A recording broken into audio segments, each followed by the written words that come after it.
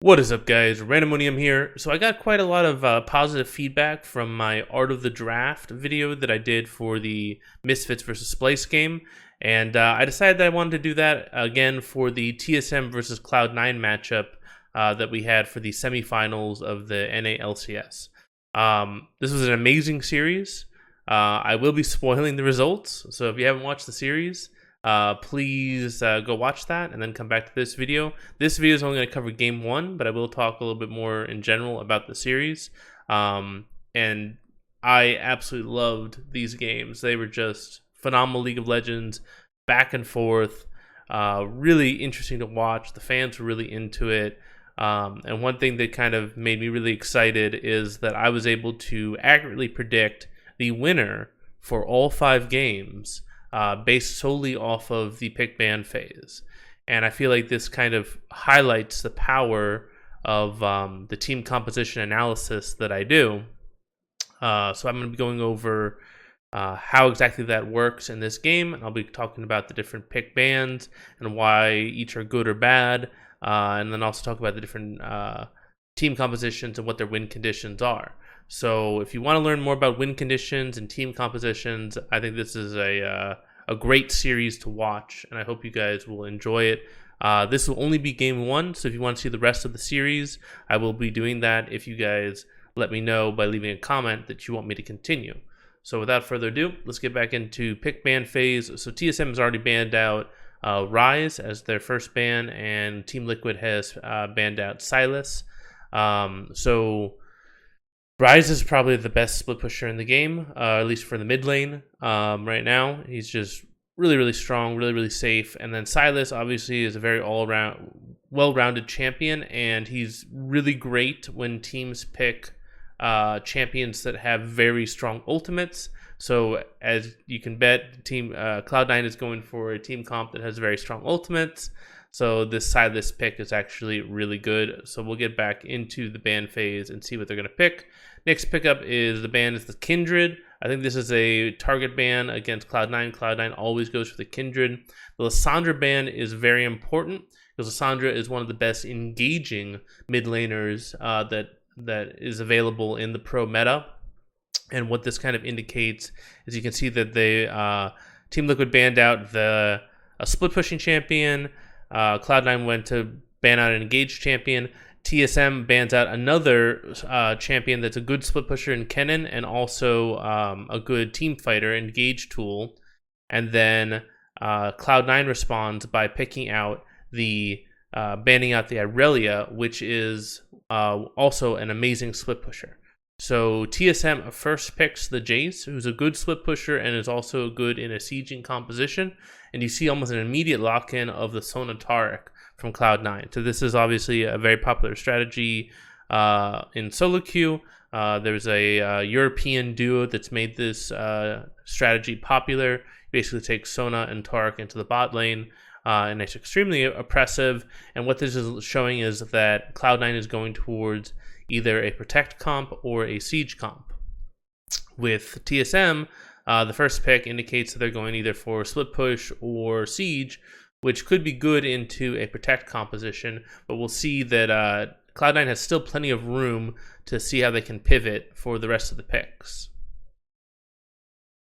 So the next picks is Gragas and Akali. So this kind of indicates a little bit more catch potential, a little bit more team fighting. Also could be used as a 1-3-1. So TSM is definitely worried a little bit about the 1-3-1 potential that TSM has. So you can see that the pick that they're going to lock in is going to be the Hecarim. And this gives them some really strong engage if they need to get out on a side lane to stop a split pusher. And they still left up open their mid lane and their top lane, so they can potentially match a split pusher, or they can go more towards their siege or protect composition. As you can see, Cloud9 bans out the Galio, which is a very strong engage tool. The TSM wisely bans out the Zillion, who would be a great pick into this kind of protect siege type style. I don't know if Zillion would be that great because then they'd be kind of lacking a little bit of damage, but I can understand why they did that. The Thresh they ban out because they don't want to have somebody who can easily get away with a lantern, and also Thresh is a great playmaker for Smoothie.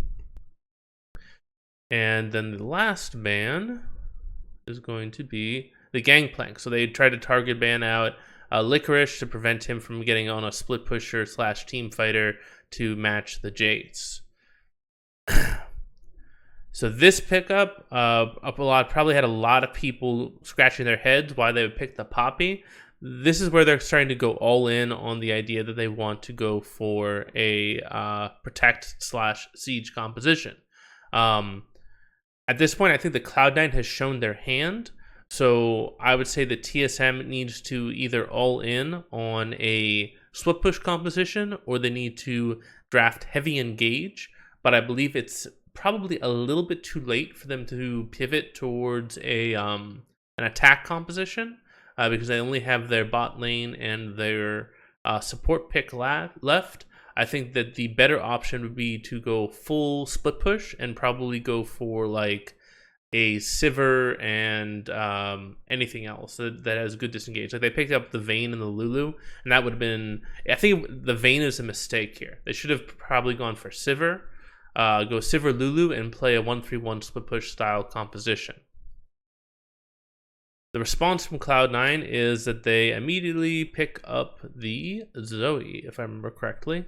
And this basically just shows that they've completely locked in this siege composition. And meanwhile, TSM has this really strange composition that's kind of more like a protect comp now with the Vayne Lulu.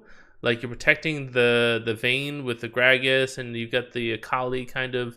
It's very weird, this team composition. It doesn't feel very focused at all. It would have been much stronger if they had gone straight for like a 1-3-1 split push. But you can see that Cloud9 has a very clear sieging / protecting composition, and they do have the Hecarim to get out on the side lanes if need be. But in reality, Cloud9 can't really match the side lane pressure. But this actually is extremely strong, extremely favored towards Cloud9. If I actually pull up my little team composition tool, bring this over, and you can see that I put in all the picks, and it shows that red side, which is Cloud9, has an 88% chance to win. So that kind of shows you the power of team compositions, the power of win conditions, because basically there's no way for TSM to engage into Cloud9.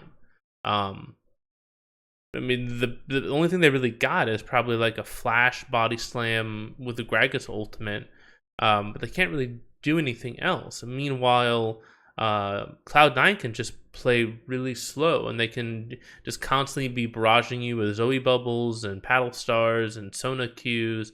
And if you ever try to engage into them, they've got the Taric ultimate, they've got a Hecarim charge, they've got the Poppy ultimate, they've got the Poppy W, they've got the Sona ultimate. They've got all these tools to basically counter any engage you have, and they can just continuously just poke you out over and over and over again. And there's no way for TSM to really counter except for a split push, but they went for the Vayne, who doesn't have very strong wave clear, so you would feel kind of hesitant trying to go into a 1-3-1 or even a 1-4, because Vayne is kind of the only wave clear you've got. The Kali can't really clear waves when there's pressure. The Jace really can't clear waves when there's pressure.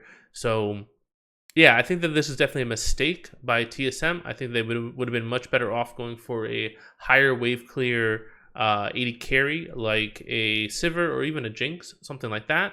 But yeah, we can see that Cloud9 definitely has a huge advantage, and I can fast forward to the end of the game. And if I remember correctly, it was pretty heavily favored in terms of Cloud9. Yeah, 5 kills to 11, 7 towers to 1, and into the game with a 10k gold advantage. So I hope that made sense. If anything was not clear, please let me know. I would like to do the rest of this series, but I definitely like listening to your guys' feedback. So please leave a comment if you want me to continue this series with the rest of the Cloud9 versus TSM matchups. Like I said earlier, I did accurately predict all 5 of these games. So I would love to go over how exactly I predicted all of that games. So leave a comment. Please let me know if you like it. If you like the video, please hit the thumbs up button. And if you haven't subscribed yet, please hit that subscribe button, because I try to come out with these videos as often as I can. Also, I want to put in a quick plug for my Discord. It's a great resource where we can talk about esports, or we can just talk about the meta in general. I also have I'm trying to get a lot of teams together. It doesn't matter what your elo is. I'm trying to find people of all ability levels to play with each other and get to know each other and focus more on the macro game, focus more on shot calling, focus more on just, being a team. So if that sounds interesting to you, link to our Discord is in the video description below. I hope you all have a fantastic day. This is Randomonium signing off.